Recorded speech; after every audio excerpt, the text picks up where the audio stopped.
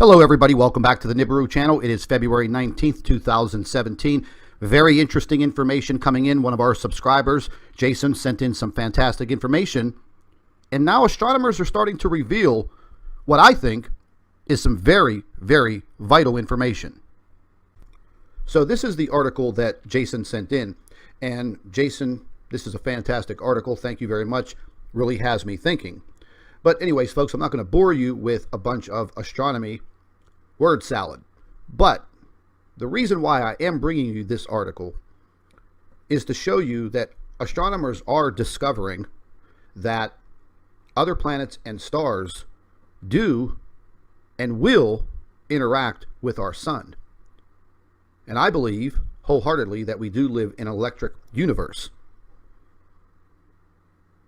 And it is also my belief that you all know, I feel that our sun is interacting with this brown dwarf star known as Nemesis. Now, I've received over the year so many photographs and short pieces of video from subscribers showing the sun blinking. And one gentleman swears that he saw lightning bolts coming from the sun as he was trying to videotape what he was observing. Is that possible? Well, probably. And at the end of this article, I'm going to show you a video that talks about the sun's role in lightning on our planet. It's very interesting. So this article actually had me thinking about the sun's interaction with this brown dwarf and other planets, causing the sun to pulsate, possibly causing the sun to lose energy. But I guess we'll really never know for sure because we're still in search of all of this information. And this article does go into a lot of very scientific detail, and I am just going to attach a link in the description box to this article. And it's pretty informative. It's not very, very long. And these are MIT astronomers and scientists. These are not your backyard amateur astronomers. These people are very, very smart. And this star and this large exoplanet, which they refer to as a hot Jupiter exoplanet in reference, it's about 385 light years away. Very, very far. But the article goes into talking about the orbit of this exoplanet as it gets close to its host star, causing this interaction with the star. So therefore, relating to my theories of the brown dwarf basically sucking energy from the sun, interacting with our sun. Is this the reason why, once again, that we are seeing all of these coronal holes opening up on the sun? Is this the possibility that observers from around the world claiming that they see the star, which we call the sun, blinking, dimming? There's also been some theories and investigations that the star is going dim, meaning our sun, for about 1 hour every day. Is this the possibility why they are doing so much chemtrailing all over the world, folks? I mean, here in the United States, we're not the only ones that are experiencing this chemtrailing. They're doing it everywhere.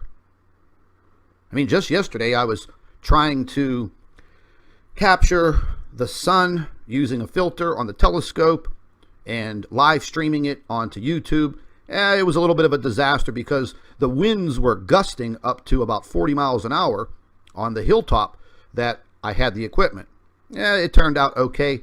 We were able to capture what I feel is either one of these planets orbiting the sun, and I'm able to capture it at different intervals. And listen, folks, this is not a lens flare. I mean, if you watch the video, you can clearly see, you know, there were a few trees in the way, branches moving in the wind, and yet this object is below the sun, and the branches are directly in front of the camera.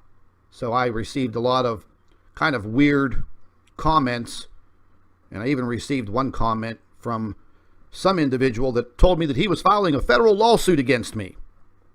Well, more power to you, buddy. Go ahead and file your federal lawsuit, because by the time it hits the court system, there won't be a court system. But anyways, ladies and gentlemen, the reason why I bring you this information is because each and every day there is more and more information being kind of leaked out by scientists and astronomers from around the world. And last year, we didn't see any of this. But now, all of a sudden, these articles, these observations, they're starting to come out. And they probably know that the majority of the world population isn't going to be reading these types of scientific papers. But when it all comes down to it, close to the end, they'll say, well, we knew about this, we published this paper, we wrote this article, we released this information. But when the information isn't in mainstream media, how do we find it? I would have never found this article if Jason did not send me a link and gave me the ability to read this. So again, folks, this is a fantastic article. Again, it's very scientific. You may not understand all of it, but these astronomers and these scientists are proving to themselves that the interaction from another star and other planets will affect our sun. And I'm not referring to our planets in our solar system. I'm referring to other planets that are not native to our solar system, other stars that are not native to our solar system. You can form your own opinions on all of this. That's what I like you to do. So I will leave a link to this article. Please read it. And again, you may not understand all of it completely, but it's just going to show you that these astronomers and these scientists are leaking out information little by little.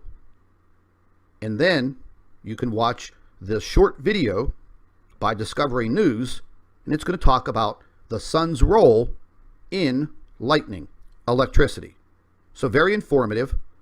So watch the video and leave your comments in the comment box under the video, and I think you'll find this very interesting. You thought you were so smart. You thought you knew where lightning came from, but you don't, because it comes from the sun.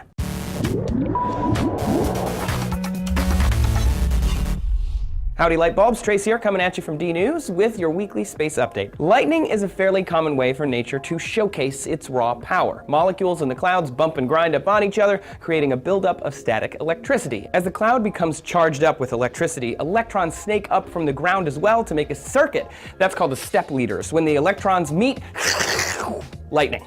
Science is awesome. That's what we used to think. It turns out there's actually a bigger, badder baller on the block, the friggin' sun. A new study in environmental research letters found that the solar wind may be affecting the amount of lightning that we are seeing on the ground. The sun is constantly producing a stream of electrons and protons traveling 1,000,000 miles an hour, flowing in all directions away from it. This is commonly called the solar wind because the Earth is bathed in those high energy particles constantly, and during periods of high solar activity, like now, the solar wind blows even stronger. Though we think the sun is a solid ball, it's actually a giant nuclear furnace made of gas that takes 27 days to fully rotate. The particles it emits are therefore fluctuating in a predictable pattern as well. The scientists describe the solar wind as waves because it can vary in density, temperature, and charge based on where the sun is in its monthly cycle. When these high energy particles hit Earth's magnetic field, we get aurora. We've talked about that before, and they usually just kind of bounce off and keep going. However, when a relatively slow solar wind wave is overtaken by a relatively fast wave, it overwhelms Earth's magnetic field, and some of those particles actually break into the upper atmosphere,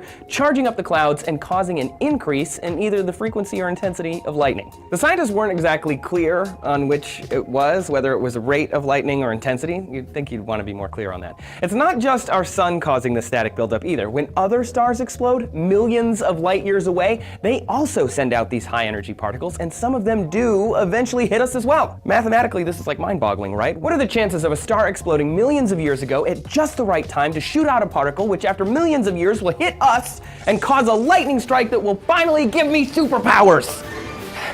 What are the chances? Knowing this, the scientists say, may help improve long-term weather forecasting somehow, knowing the sun's cycle and solar wind and all that. I'd like to take this opportunity to introduce one of our new affiliate sponsors, Food for Liberty. And they provide the highest quality long-term food storage, water purification, and survival prepper supplies. All foods have a 25-year shelf life, certified non-GMO ingredients, and also a gluten-free option. Ladies and gentlemen, it is a very smart idea to have at least a 30-day supply of food and water in the case of any emergency. So there will be a link provided in the description box under this video for Food for Liberty.